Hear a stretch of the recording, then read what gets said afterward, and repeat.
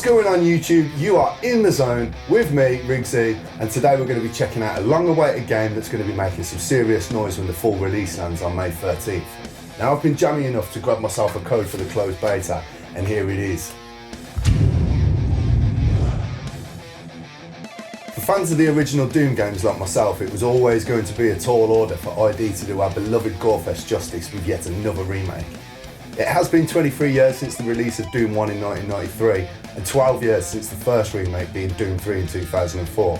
But the fact still remains this is the third time this story's been told in 4 games, so they've really got to pull something out of the bag here not to disappoint. According to ID's executive producer Marty Stratton, Doom will have badass demons, big effing guns, and moving really fast as its key principle. Now that all sounds decent enough, but can they deliver the goods and satisfy even the most hardcore Doom veterans? Let's have a look. So here we go then guys, this is the Doom multiplayer beta. I'm just in the lobby right now waiting for the game to set up. You can see my customised badass there looking like a cross between Optimus Prime and the Master Chief. Let's check out the weapons real quick. There is 3 preset classes which are all pretty decent, but I've gone for a custom loadout. This time I've taken the plasma rifle, the super shotgun and the siphon grenade. There is your standard frag grenade as well, a personal teleporter which is pretty useful, but I'm loving this siphon grenade. I'll tell you more about that in a sec. Choice of game modes, we've got a standard team deathmatch that speaks for itself, but the one that I'm really excited about that I've been playing the most is a mode called Warpath. It's basically a new take on the domination, hardpoint kind of game, but the difference here is that the capture point's constantly moving around the map. This definitely keeps things fresh and adds some new dynamics to the game. So let's get into the gameplay anyway. Just making my way to the first objective. Hectic start to the game. There we go, look, some all out spray and pray action there. Nevertheless, still managed to capture the zone and get the kill. Moving on around the map now. The graphics look decent, but I did think on first impression maybe they could have pushed it a little bit further considering this is a next gen console. It does look like it would have easily run on a 360 or PS3. And there we go, there's that siphon grenade I was talking about. Anybody unlucky enough to be stood inside that blast radius when it goes off, their health goes down and your health increases. So it's a great tool for draining your opponent's energy just before you put in those final few bullets to finish them off. Now I'm sure you've noticed all these boxes dotted about the map. From what I can gather, the blue ones are extra health, the green ones are extra armour, and the yellow ones are actually hack modules.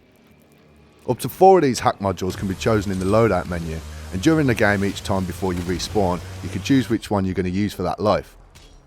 They're all on timers, some of them are 90 seconds, some 60 seconds, 30 seconds, 15 and whatever. There's a few different ones. There's Scout, which shows you the location of all your enemies for a few seconds when you spawn. Vital Signs, which shows your enemy's health bar. Power Seeker, shows you where all your nearby power-ups are. Retribution, tells you where your last killer is. Supply Timer, shows the respawn timers on the pickups. Armor Plating, which adds an extra 10 armor when you next spawn. And Bounty, which gives you an extra 50 XP for each kill.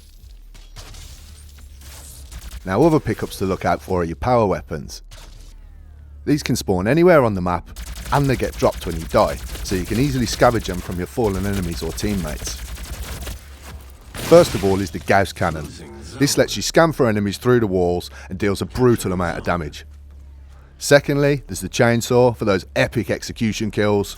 And last but certainly not least is the beloved BFG from the original Doom games. Just like in the classic games, the BFG is an absolute monster of a weapon, which any enemy is going to be sorry for stepping in front of. Its chargeable projectiles deal a massive amount of damage, and in my opinion it's still the best weapon in the game to this day.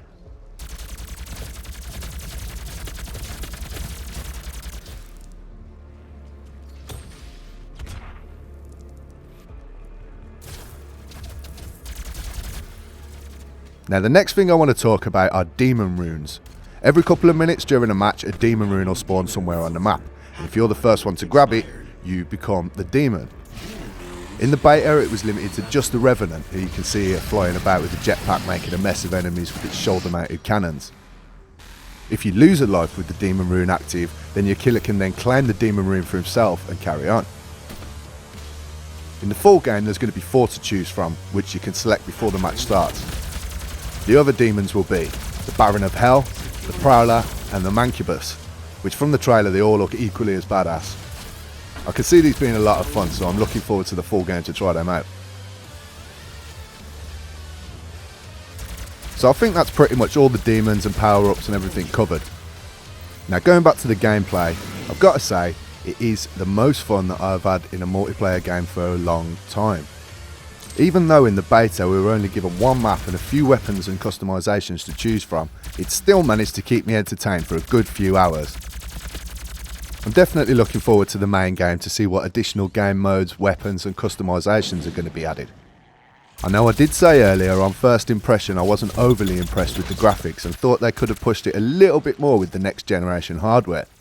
But saying that, they have done a great job of staying true to the series with the overall feel, the fast-paced carnage, the weapons and demons all clearly recognisable from the originals we know and love.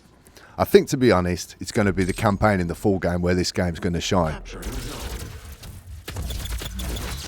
Now there is still the open beta still to come on April 15th, so I'm definitely going to be getting involved on some more multiplayer for a couple of days then before we get the full release on May 13th.